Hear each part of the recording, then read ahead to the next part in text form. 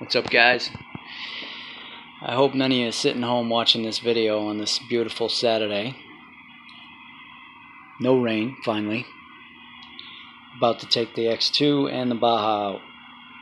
I managed to get everything working in the Baja.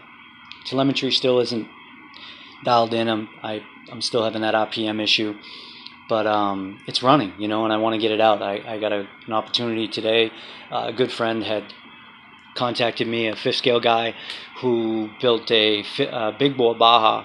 He's a local guy. We met on Facebook through the groups, and he's willing to drive up my way. He's about, I think, 30-40 minutes from here, but he's got family in this area. So right out behind those houses right there is a big, beautiful field. It's just a big park. Baseball, soccer, you name it, basketball courts, but they have a ton of grass, a ton of field that isn't necessarily being used, and I've never been kicked off it before. Although his machine, that thing is hell on wheels. So I'm looking forward to seeing this thing run. It'll be the first time I see a big bore run, and it'll give me an opportunity to bed this FS clutch in. From what I understand, they have to be bedded in. The X2 should be good to go, and hopefully the Baja is too. But this is why I'm making the video, guys. As you can see, some progress here. Wanted to make a quick mention. We received another donation. Alex G, you know who you are, the man. Not only did he send me a low-C steering servo, it's just missing the sticker.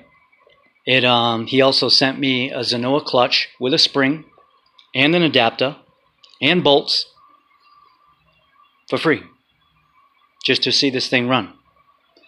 I mean, guys, seriously, I can't thank you enough. Rich G, the pipe, look at that thing, it's gorgeous. I'm building this thing without any reference. Of course, I should have taken the time to maybe download the PDF, the Kraken Vekta PDF, or maybe watch some of the build videos. But the build videos are just so slow and drawn out, and there's just so much to it that it's kind of exciting working on a new rig that I have no idea, you know, about. I really don't. The engine mounts in 3 spots. The actual clutch housing mounts here, over there, and then one down below, and then this bottom one here doesn't mount. They gave me, thankfully, Ghost Racing gave me the through bolts and the engine bolts. It bolts in 2 spots, of course, here and there, you know, here on this side of the fan cover and the other side. And I don't know if you can see them, but no, you can't. I'd have to move it. But they gave me these little red spaces, and on the bottom here on the plate, one of them is elongated, so it's ovaled out so it can travel. I guess depending on whether or not you're using like a G320 or traditional, you know, 23 through 30.5 cc CY or Zenoa or King Motor in this case. That's actually a G320 cover though, and it fits but not perfect, and I realized it after. I should have just used my King Motor cover.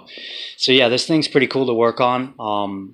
I'm happy with the way the kill switch mounted. I just drilled 2 holes in the plastic, and I didn't use plastic bolts or plastic screws, but these have such a fine thread, and I drilled the hole so much smaller than it needed to be that I really, you know, I drove them in there with my drill real good, and that thing is super tight. It's not going anywhere. And they both have washers on them. This pipe is insane. DDM, I was just talking to Rich actually. This pipe is insane. They did a real good job with it. The way it mounts. Check this out. He brought something to my attention. The way it mounts onto the header, this flanged piece here actually sits up in front of, and I thought it was bottoming out on the bolt. I thought that was a problem. I didn't think the pipe was going far enough in, but it actually is designed so that these don't back out. The header bolts don't back out. It rests right up against them. And the way that this plate here, I was wondering why it was so big, but it's designed so that it can hold each spring, one in the corner there, one in the corner there. And it's not going anywhere. I mean, there's some movement in it. If you hold onto it real tight and you try to movement, there's definitely movement there, but I'm assuming it's good movement, you know, movement that's necessary. The one thing that was a bummer was the kill switch. the signal wire, the wire that runs down to the servo, doesn't make it all the way in. So I had only one style adapter that would make it longer, which is a Y. So I have this useless, kind of situation going on here, but I'll pick something up to, just to lengthen that.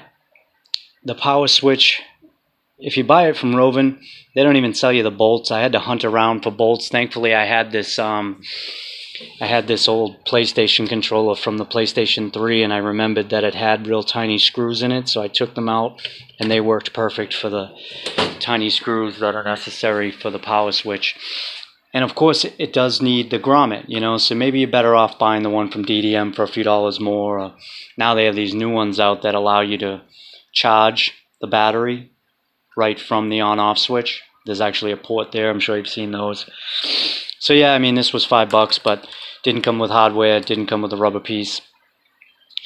But everything's in and where it should be. They had these mounted incorrectly, and honestly, I don't know how long these plastic pieces are going to hold up.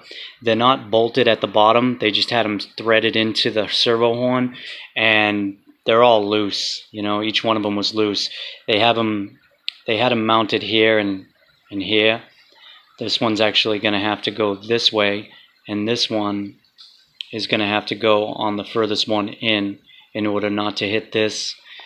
The brake camber setup, I had to drill out the hole a bit in order to get the little lever in there. It would not go in, so I had to just kind of bore it out a tiny bit. Throttle linkage is in. Of course, once I sort out the rest of it, I'll figure out the wiring situation. This King motor servo is definitely going to need servo clamps.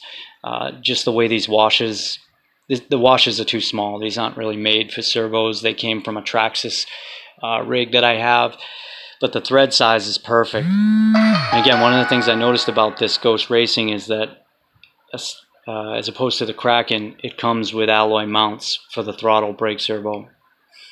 The Kraken, I believe you have to upgrade. Waiting on these, once again. Those are the last piece of the puzzle. Alex G, he put it together, man. By sending me that clutch, I was able to put the clutch in.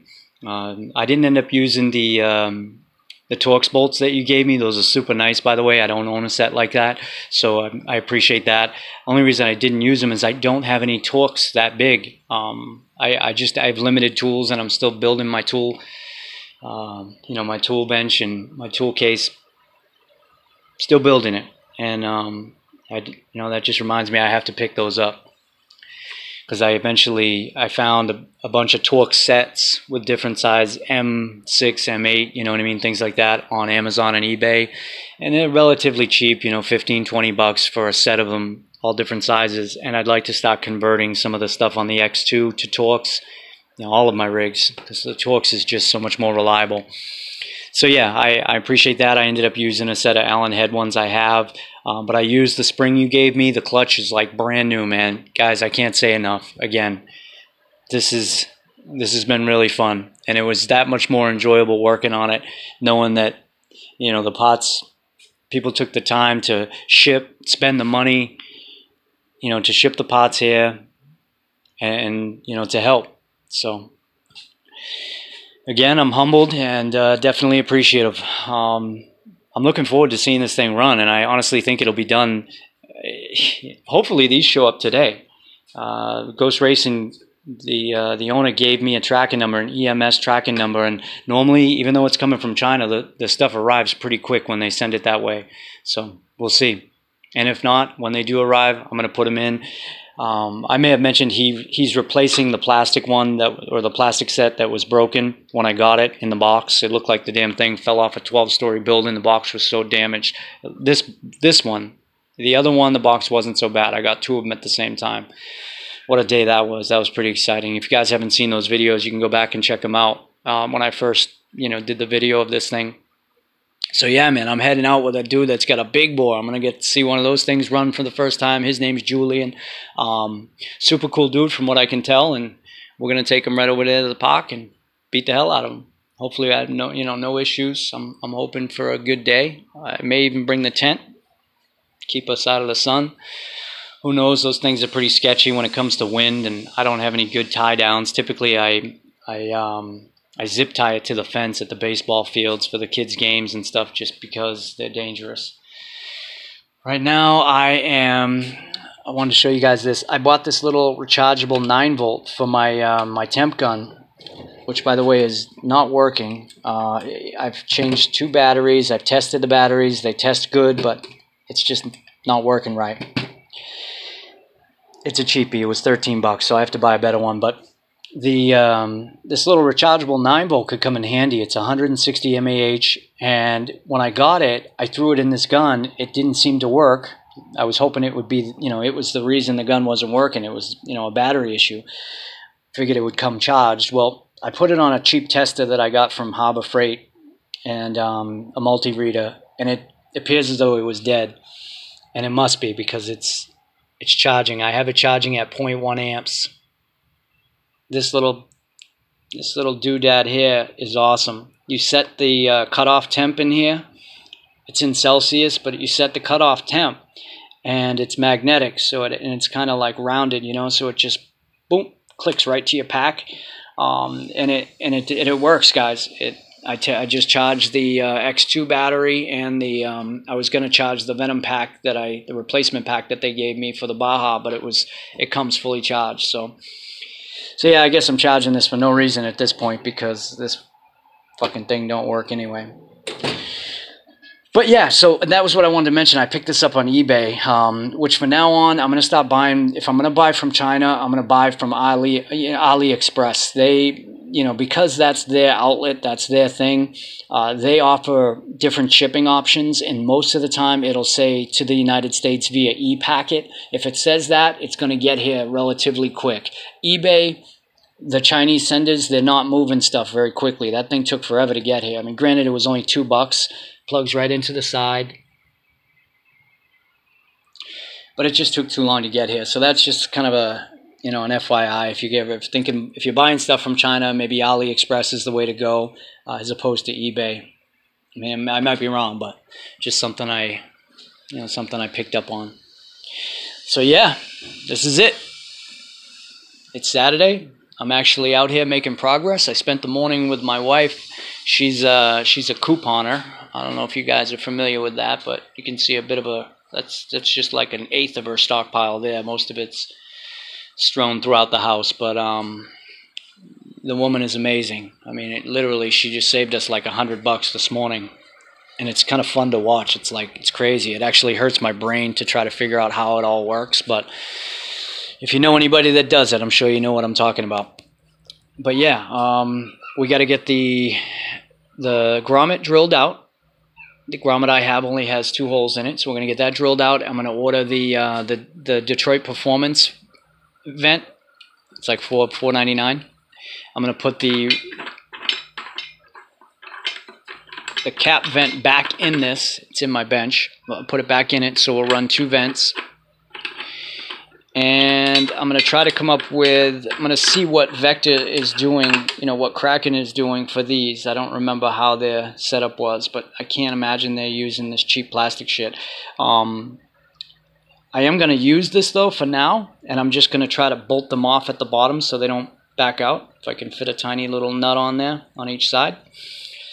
One thing that was a bummer was these, I'll show you the difference. These low-C servos, the actual head, the gear itself, is rounded, as opposed to like the King motor. See how sharp that is? So I have this servo horn, and I'm thinking, yeah, I'm going to use that, and I totally forgot that it's a King motor steering servo horn, and so it doesn't work. I wasn't thinking. That's what it was too. I thought he was sending a Rovin servo, so it was a total score when he turned around and said, "No, I'm sending a low-C one." I was like, "Sweet," but yeah, this doesn't work. You can see how sharp those are, and it just doesn't fit. It must be off by a tooth or something. So yeah, we gotta work that out. The Area RC horn, it came with a throttle. This being the throttle, and it did come with a steering horn. I'm using it in the in the X5 on a low C servo. I don't know if you can see it in there, but I'm using it on a low C servo. So we know it would fit that servo, which kind of sucks. I feel like stealing it out of that and putting it in this, but I'll pick up another horn, and you know, I will put the two area RC ones together, just for, you know, it is what it is. So, and I'll get another horn for that, because this sucker ain't gonna work. So yeah, there's this, the Heim joints, which, you know, at this point, like I said, I'll run the plastic ones, see how long they last. And a couple guys have already mentioned the airplane side of RC uses those end links, the ball end links a lot. And they are available at hardware stores and things like that. You can buy them online, but of course the measurements would have to be perfect. I was talking to another guy, another fifth scale guy, who said he has some M6 ones. This is a M6 thread that he feels might work, as opposed to me spending $50 on those Kraken ones, because you don't necessarily need, they're not, you know, they're nothing special. They're just, you know, I forget what they call them. They're like they're a Heim joint is what they're referred to on the internet. But I mean, of course, if I wanted to know for a fact they were going to fit, I would just, you know, no headaches, just buy the Kraken ones. But being where I have the plastic replacements coming, that'll give me some time to kind of see what else, what other options are out there in the way of being a cheap prick. And yeah, so that pipe, tell me about it. It's fucking sick. It's so beefy. It is a bit on the heavy side, just because it's so beefy, you know. That whole header piece is badass. It's all CNC. It's got these 3 rubber rings that are, you know, I wish I did a video of it prior, but it's got these 3 rubber rings that this kind of slides up over, and they give you, he gave me extra springs and 3 extra rubber rings. I mean, these guys don't fuck around. They're going to hook you up. They're hooking you up. So we got to figure out which battery I'm going to use. Initially, I was going to use this one here. And like Keith, I think it was, the DIY guy, he mentioned just to chuck it after what was happening when I tried to charge it. And I agree, bro. I'm not using it. That battery's got to go. So, and either way, it's when you put it in here, it sits so high that this doesn't even have room to allow. This doesn't even fit. So I guess I'll either get a decent battery for it, the right battery, that little short, fat, snubby one that they use, maybe a Life battery. I found out that my charger does charge Life batteries. I'm a dummy, and I didn't think it did. It does, so that's good. Yeah, and I'll be able to fit everything in there. The Baja hump pack that I have, what I do with it, I think it's in my bag. I have a 2,000 milliamp Rovin Baja hump pack that's been pretty decent. It's the one that came with the Rovin.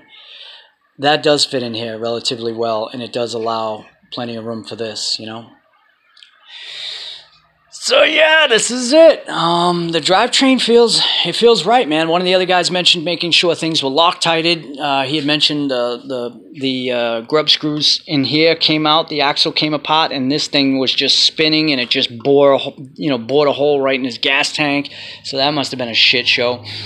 But I went ahead and tried to. I put an Allen wrench on every grub screw and every possible Allen bolt I could to see if they were tight. I couldn't even back them out. Some of them were so tight.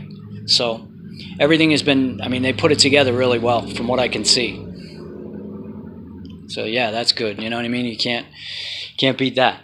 And I guess, you know, it is what it is. We'll see what happens. If it falls apart out there, well, then it falls apart.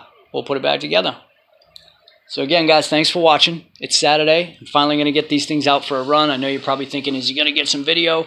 Unfortunately, I don't know what I'll get for video. My clone camera is broken. The bastards offered to fix it for me for $40. I paid $70 for it. But now you can buy the same camera with a different name on it from China for $40. And I told them that. And then they offered me to send it back to them and fix it for $25. Whatever. So I'll buy a new one, and I'll be able to get some good footage for you. In the meantime, I got my phone, and I do have that mount, so we'll see what happens. I'm going to see if I can get some video today. And I know the guy I'm running with, he has a GoPro head cam that he wears, so maybe he'll hook me up with some of the footage too, and I can we can get some footage for you, get it up on YouTube. So yeah, stay tuned. hopefully by the end of this weekend she's running. I'm hoping this carb is going to be okay. I used the alloy king motor manifold in there with the Teflon gaskets that I ended up buying, and the carb has been sitting for a while, so I just hope it's good. I hope it's good. Oh, and I also cut the washer off the plug to make up for the fact that the temp sensor is now sitting between the plug and the head, which I wasn't doing for the longest time on the X2. And when I put the Zenoa in it, I decided to do that. And I honestly think there was a difference in power, because I didn't do it the first time I took it to the track. Second time and the times after that, it was cut and removed and just running the temp sensor ring.